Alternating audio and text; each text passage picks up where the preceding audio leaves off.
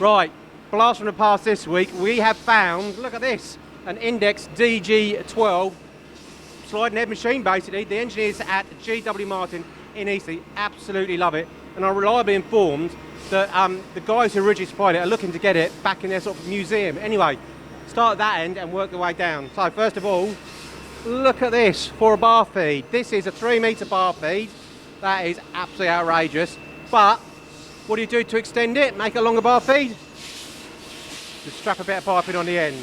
Simple as that. Long gone are those days. But as I said, still holding tolerances, still working really, really well. In fact, the parts it's making are actually made quicker on this than on a sliding head machine. But have a look at this. Look.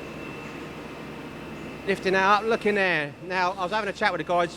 Where's the guide bush? And does it go non-guide bush this? Well, who knows in there. Look at that. That's fantastic. Close that down. Next bit. Look at this. Supplied. It's an Index DG12. 12. Now, this is, we're reliably informed they're out 1960, 1970. They're unsure of the date. So you're thinking 12 inches. Clearly not. German. 12 millimetres. Next bit. Supplied by George Kingsbury as Staines. Now, since then, they've gone to Geo Kingsbury, and they're now just Kingsbury, I understand, and they're in Portsmouth. So that shows how old this machine is. And look at this in here. Sorry, Chris, you haven't come backwards and forwards. Look at the gearbox. Absolutely fantastic in there. There we go. Right, get your lens out my gearbox. Thank you, Chris. And the next bit, last but not least, look at that. In there, how's that for a piece of machine? A bit of swarf going on there. So that's this week's Blast from the Past. It is an Index DG12 sliding head lathe.